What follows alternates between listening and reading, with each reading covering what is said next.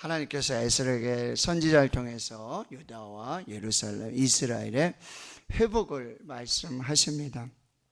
그것은 이스라엘을 대적하는 이방 나라들에 대한 또 심판이기도 하는 것이죠. 그래서 35장에는 이 에돔에 대한, 이 세일산에 살고 있는 에돔 족속에 대한 그런 교만, 그리고 시기와 질투와 그런 하나님 앞에서의 교만을 이제 심판하실 것을 에스겔 선지자를 통해서 말씀하시고요. 36장에서는 이제 이스라엘 땅의 회복, 그리고 이스라엘의 백성들의 회복, 새 언약을 주시고 그 심령에 하나님의 성령을 부어주셔서 회복시켜 주시는 하나님의 은혜. 그리고 이제 37장에 가면은 주일에도 말씀드렸지만 그 마른 뼈의 골짜기를 살리셔서 하나님의 군대가 되게 하시는, 그리고 유다 막대기와 이스라엘 막대기가 하나님 안에서 하나가 되는, 연합되어지는 그런 환상들을 통해서 이스라엘과 유다를 회복시켜 주시는 하나님의 역사들이 나타나게 되고요. 그리고 이제 38장, 39장, 40장에서부터 보면은 이제 에스겔이 환상으로 본 것이 뭐였냐면 하나님께서 예루살렘 성전을 떠나가시는 거예요. 하나님께서 이스라엘, 유다, 예루살렘 그리고 성전을 떠나가심으로써 하나님의 백성을 버리시는 그런 환상을 보여주시는데, 40장에서부터는 그 성전을 떠났던, 하나님이 떠나셨던 그곳으로 다시 돌아오시는 거예요. 그래서 그 성전으로부터 하나님의 은혜가 회복이 되어지고 성전이 다시 회복이, 물론 그 성전이 건축되어지는 것은 여러분 이제 아시겠지만 에스라, 느헤미야 이렇게 포로 귀환으로 와서 그 다음에 성벽이 회복이 되고 그 다음에 나중에 스룹바벨에 가가지고 성전이 다시 회복되는 후의 일인 것이지만, 에스겔에는 이제 40장에서부터 그 성전이 회복이 돼요. 그래서 이것은 궁극적으로 성전이 되신 예수 그리스도가 오심으로 이제 회복이 될 것이고, 그리고 그 성전의 문지방으로부터, 성소로부터 수정같이 맑은 생명수의 강이 흐르게 되는데, 이것은 예수 그리스도, 내 배에서, 나를 믿는 자는 내 배에서 생수의 강이 흘러나오리라. 그리고 결국 여러분 계시록 20장, 21장, 22장에 가면은 역시 하나님의 보좌와 어린 양의 보좌로부터 수정같이 맑은 생수의 강이 흐르는데, 그 강은요 모든 것을 살아나게 하고 회복하게 하고 생명이 되게 하시는 예수 그리스도의 오심과 다시 오심으로 이제 완전히 완성되어지는 하나님의 나라를 먼저 이 에스겔을 통해서 환상으로 보여주시는 거예요. 자, 오늘 36장 1절에서부터 15절까지는 이스라엘 땅, 여기는 이제 이스라엘 산이라고 그래요. 이 이스라엘 산들에 대해서 36장 1절, 인자야 너는 이스라엘 산들에게 예언하라. 이스라엘 산들아 여호와의 말씀을 들으라. 자, 2절에 보면 원수들이 뭐라고 얘기했냐면은 이 유다와 이스라엘, 예루살렘이 심판을 받고 성전이 무너지는 이런 모습들을 보면서 원수들은 뭐냐면, 아하, 옛적 높은 것이 우리의 기업이 되었다. 이게 다 무너지고 이제는 우리의 기업이 됐다. 이렇게 막 교만한 그런 모습들, 이야기들이 들려오고 있는데, 자, 그들에게 예언을 하라는 거예요. 3절에 보시면 너희를 황폐하게 하고 너희 사방을 삼켜 너희가 남은 이방인의 기업이 되게 하여 사람의 말거리와 백성의 비방거리가 되게 했다. 그러니까 이스라엘, 유다는 이제 사람들의 말거리, 백성의 비방거리로 전락하는 그런 하나님의 심판 속에 들어가게 돼요. 그러니까 그 땅도 자연스럽게 황폐하게 되겠죠. 그래서 4절에 이스라엘 산들아, 산들과 맷뿌리들과 시내들과 골짜기들과 황폐한 사막들과 사방에 남아있는 이방인의 노략거리와 조롱거리가 된 버린 성읍, 이거 하나님이 뭐요? 회복시키시겠다. 하나님이 그 땅을 다시 회복시키시는데 5절에 어떻게 해요? 내가 진실로 내 맹렬한 질투로 이게 뭐죠? 하나님의 사랑이에요. 하나님이 선택하신 나라, 하나님이 택하신 백성, 물론 그들은 하나님께 범죄해요.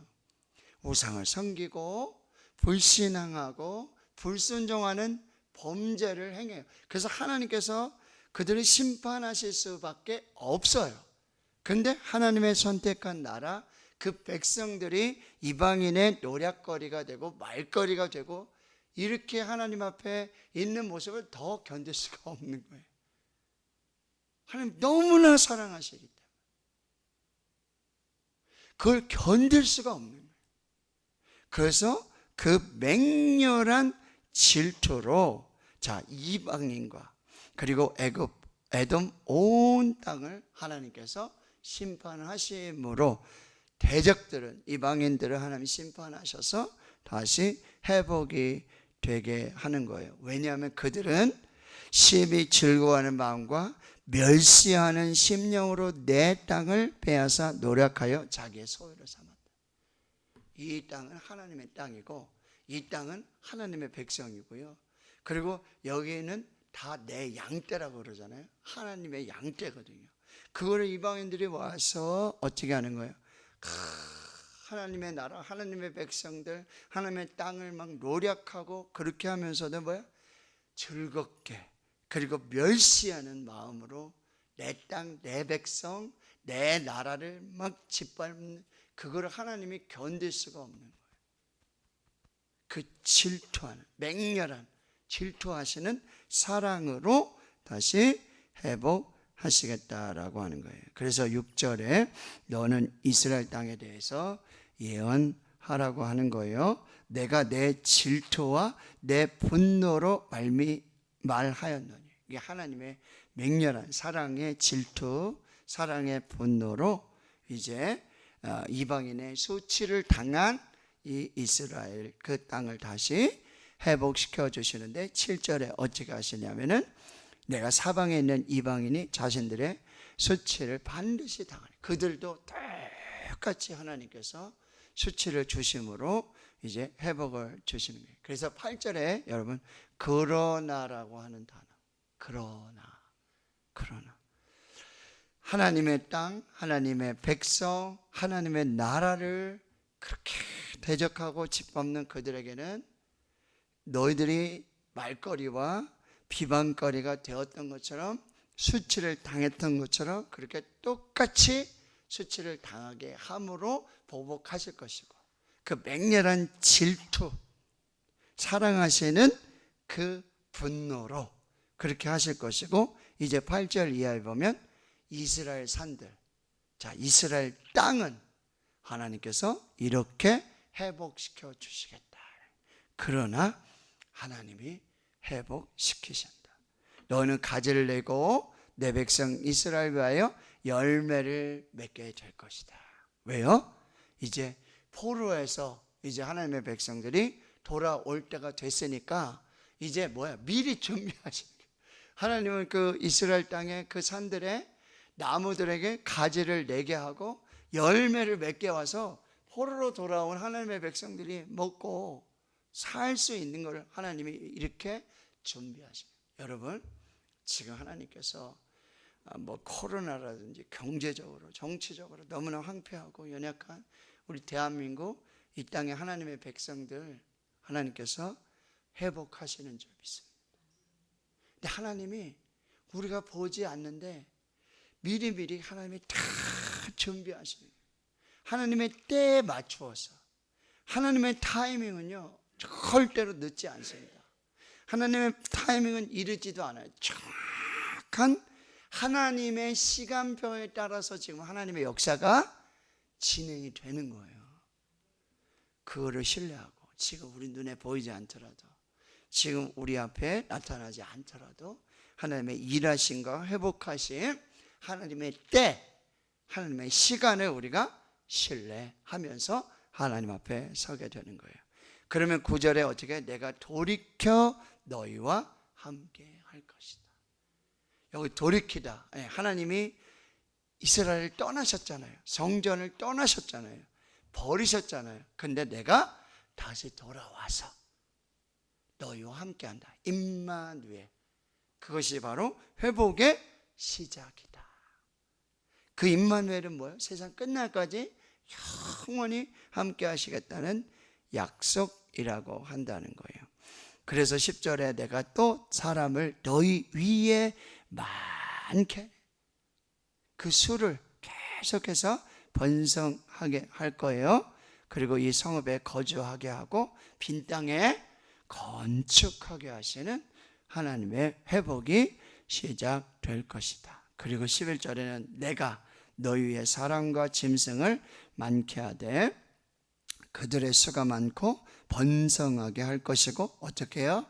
너희를 처음보다 낫게, 가장 좋은 것은 아직 오지 않았어요. 하나님의 행하시는 회복은요, 이제 시작되고 아름답게 완성이 될 것인데, 그렇게 회복하심으로 하나님이 궁극적으로 드러내고자 하시는 건 뭐냐면, 내가 여호와인 줄을 너희가 알리라. 내가 너희의 하나님이고 너희는 내 백성이고 내가 너희를 사랑하고 너희와 함께하고 모든 것을 다시 회복시킬 것이다 라고 하시는 하나님이심을 너희가 알게 될 것이다.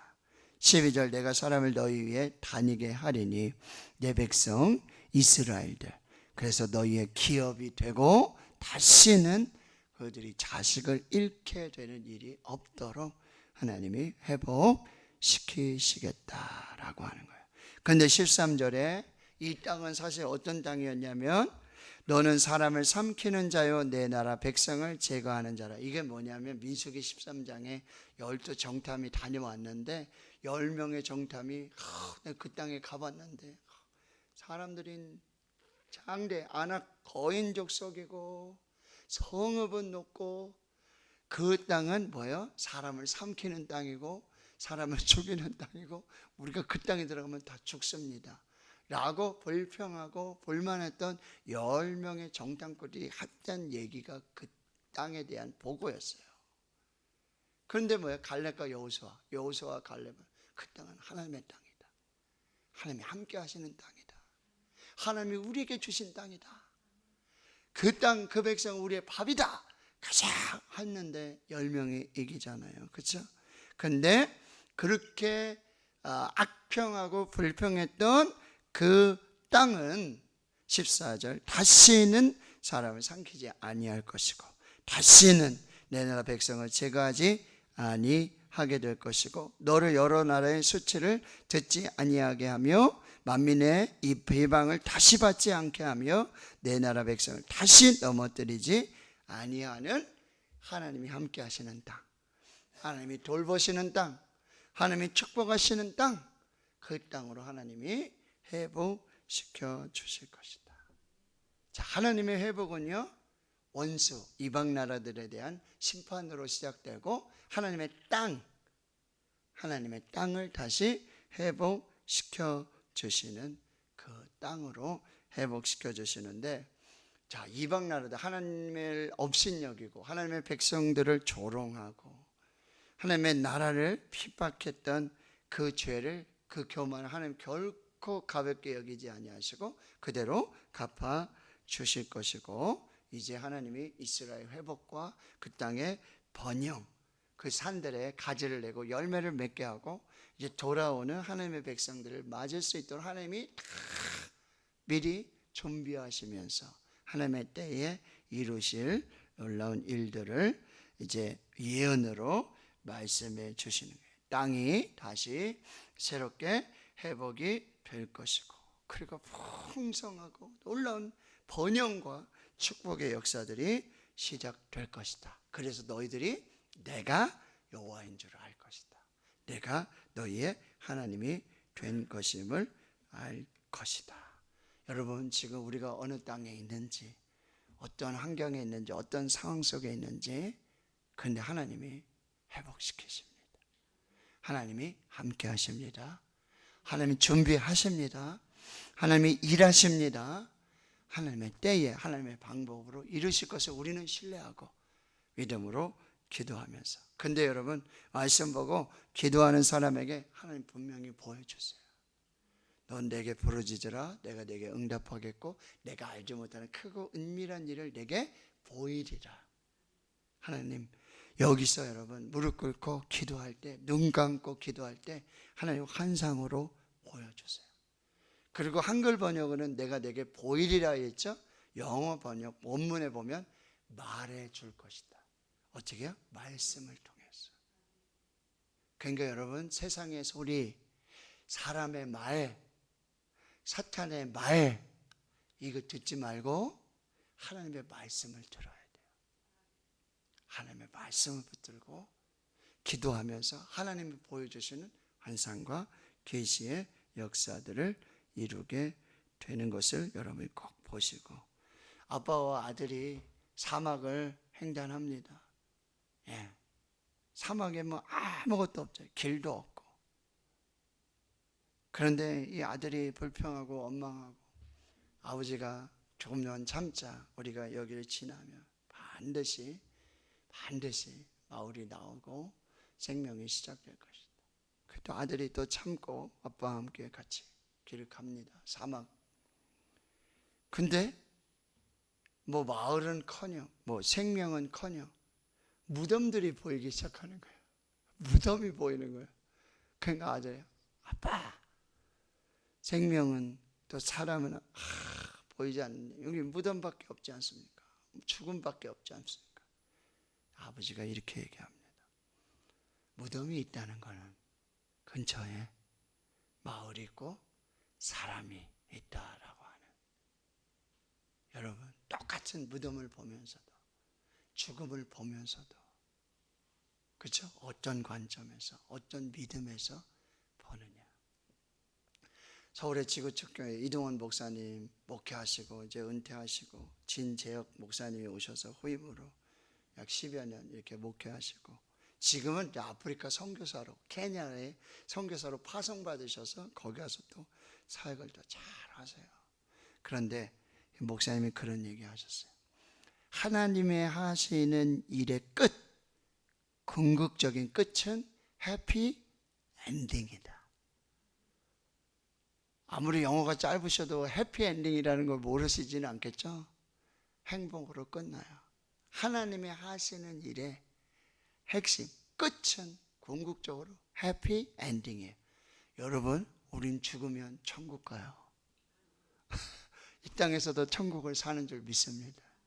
가장 좋은 것은 아직 오지 않았어요. 그래서 목사님 말씀하셨어요. 하나님이 하시는 일의 궁극적인 끝은 해피 엔딩이다. 근데 여러분이 지금 해피하지 않는다면 아직 하나님의 엔딩은 오지 않았다. 아멘이십니까? 네. 하나님은 해피 엔딩.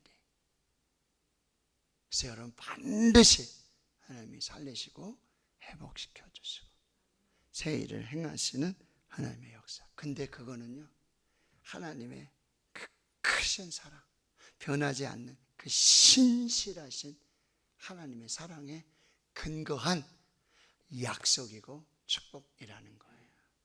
그래서 로마서 8장 여러분 말씀 우리 함께 읽으면서 설교를 마무리하겠습니다. 로마서 8장을 한번 찾아보겠습니다.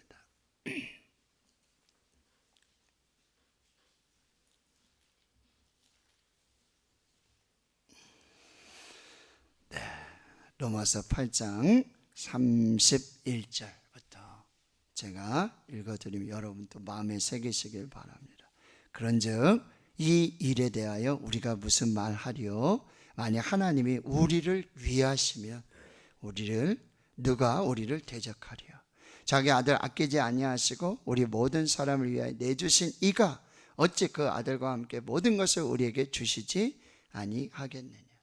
누가 능히 하나님께서 택하신 백성을 고발하리요? 의롭다 하신 이는 하나님이시니 누가 정죄하리요? 죽으실 뿐 아니라 다시 살아나신 이는 그리스도 예수시니 그는 하나님 우편에 계신 자여 우리를 위하여 간구하시는 자신이라. 누가 우리를 그리스도의 사랑에서 끊으리요? 환난이나 곤고나 박해나 기근이나 적신이나 위험이냐 칼이랴. 기록된 바 우리가 종일 주를 위하여 죽임을 당하게 되며 도살당할 양같이 여김을 받았나이다 함과 같으니라. 그러나 이 모든 일에 우리를 사랑하시는 이로 말미암아 우리가 넉넉히 이기느니라. 내가 확신하노니 사망이나 생명이나 천사들이나 권세자들이나 현재일이나 장래일이나 능력이나 높음이나 깊음이나 다른 어떤 피조물이라도 우리를 우리 주 그리스도 예수 안에 있는 하나님의 사랑에서 끊을 수 없으리라. 하나님 우리 사랑하십니다. 대한민국을 사랑하십니다. 한국교회를 사랑하십니다. 여러분 섬기시는 교회, 우리 대구시는 교회를 사랑하십니다. 우리 사랑하십니다. 그 사랑으로 해피 엔딩을 준비하시는 그 하나님을 신뢰하고 믿음으로 오늘도 말씀으로 기도로 하나님 앞에 나아가는 우리 모두가 될 수 있기를 주님의 이름으로 축원합니다. 아멘.